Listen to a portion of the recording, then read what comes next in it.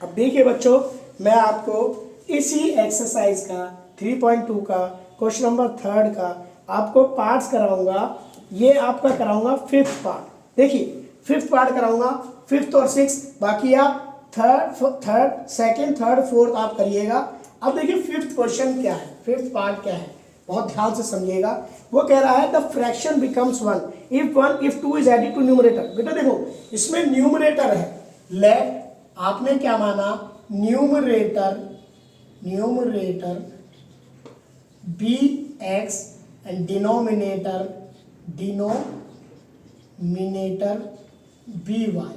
मैंने numerator x माना और डिनोमिनेटर y मान लिया। अब वो कह रहा है कि 2 इज एडिड टू न्यूमरेटर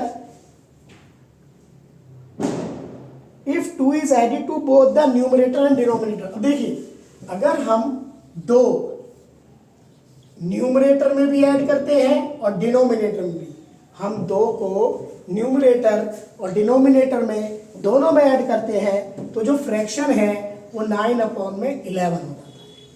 यहाँ पर क्वेश्चन कह रहा है if we add 2 to both numerator and denominator the fraction become 9/11। तो आपका फ्रैक्शन इतना हो जाता है अगर आप दोनों को ऐड कर देते हो। देखिए बहुत अच्छी बात है। अब हम इसको देखेंगे, जब आप ऐसा क्वेश्चन आ जाता है तो आप क्या करते हैं, ये वाला नंबर इधर क्रॉस मल्टीप्लीकेशन होता है। क्या होता है, क्रॉस मल्टीप्लीकेशन होता है। तो आप देखिए यहाँ पर 11 है x प्लस 2 और यहाँ पर 9 है y प्लस 2। ये आ गया 11x प्लस 22 9y प्लस 18। अब क्या करेंगे, हम कोएफिशिएंट वाले वेरिएबल वाले एक तरफ ले जाएंगे और कोएफिशिएंट एक तरफ ले जाएंगे। ये आ गया 11x minus 9y equal to 18 minus 22। देखिए ये प्लस का था, इधर माइनस का हो गया, तो 11x minus 9y equal to minus 4। Equation आ गई फर्स्ट, ये हमारी फर्स्ट इक्वेशन होगी। अब देखिए इसमें सेकंड पार्ट और कह रहा है, सेकंड इक्वेशन बनाने के लिए वो ये कह रहा है कि 3 added to both numerator and denominator. अगर 3 हम ऐड करते हैं टू बोथ, हम देखिए फिर हमने वो लिया x अपॉन में y लिया और उस पर 3 दोनों तरफ जोड़ दिया। इसमें लिख रहा है if 3 is added to both numerator and denominator the fraction become 5/6। ये फ्रैक्शन आपका बनेगा। अगर आप 3 ऐड करोगे, यहाँ पर 2 ऐड किया था तो 9/11 था, यहाँ पर 3 ऐड किया तो 5/6 है। इसमें भी सेम वही बात करनी है, ये आपको क्रॉस मल्टीप्लीकेशन कर देना है। ये आ गया 6x प्लस 3, ये आ गया 5y प्लस 3। अब देखिए 6x plus 18 equal to 5y plus 15, 6x minus 5y 15 minus 18, 6x minus 5y equal to minus 3। ये आ गई इक्वेशन 2। अब देखिए हमारे पास इक्वेशन 1 और इक्वेशन 2 आ गई। 11x minus 9y equal to minus 4 और ये आ गई 6x minus 5y equal to minus 3। अब हमें क्या करना है, वही सेम बात करनी है। देखो अब हमें इसकी वैल्यू इसमें सब्स्टिट्यूट करनी है। कैसे करनी है, x की वैल्यू फाइंड कर। देखो दो इक्वेशन आ गई हमारे पास, ध्यान से देखिएगा ये वाली, ये दो इक्वेशन जो है हमें क्या करना है, इन दोनों इक्वेशन को मैं एलिमिनेट कर देता हूँ।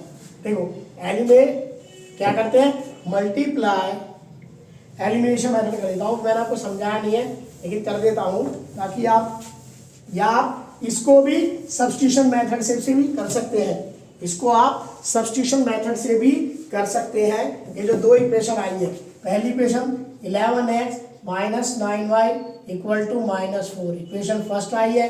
सेकंड आई है 6x minus 5 equal to minus 3, ये सेकंड इक्वेशन आई है। आप इन दोनों इक्वेशन को सब्स्टिट्यूशन मेथड से सॉल्व कर सकते हैं। यहाँ से 2 फाइंड निकाला,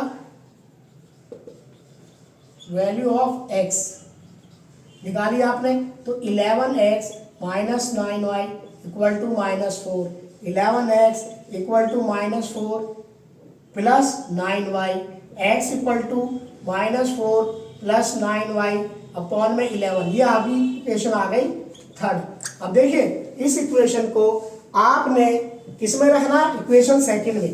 जब आप सेकंड यहाँ लिखना है putting the value of x in equation second, putting the value of x in equation second, तो हमने यहाँ लिखना पुटिंग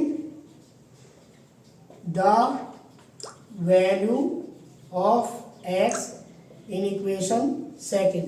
जब आप सेकंड में डालोगे इक्वेशन तो आ गया 6, इसकी जगह आपको डालना है -4 + 9y अपॉन में 11 -5y = -3। अब देखिए 6 4 जा -24 + 6 9 जा 54y अपॉन में 11 -5y = -3।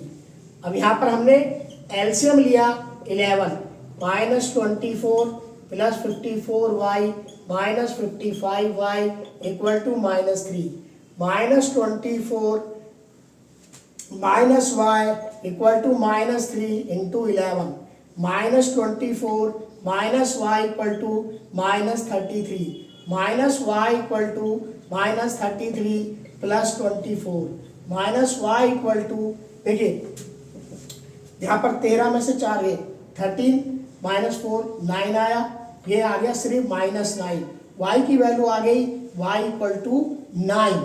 देखिए इस y की वैल्यू आपको इक्वेशन 3 में रख देनी है, putting the value of y in equation 3। अब यहाँ लिखना है putting the value of y in equation 3, putting the value of y in equation 3। जब आप 3 में रखोगे तो इक्वेशन आपकी 3, x = क्या है आपके पास -4 + 9y अपॉन में 3 अपॉन में 11, तो x = हो गया -4 + 9 × 9 अपॉन में 11, -4 + 81 अपॉन में 11, 77 अपॉन में 11 = 7।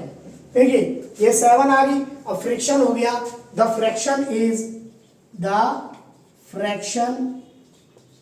इज क्या हो गया x अपॉन में y, और आपकी x की वैल्यू होगी आपकी 7 अपॉन में, और ये y की वैल्यू होगी आपके पास 9। तो आंसर आपका आ गया ये। अब नेक्स्ट क्वेश्चन आपको दूसरी वीडियो में कराता हूँ।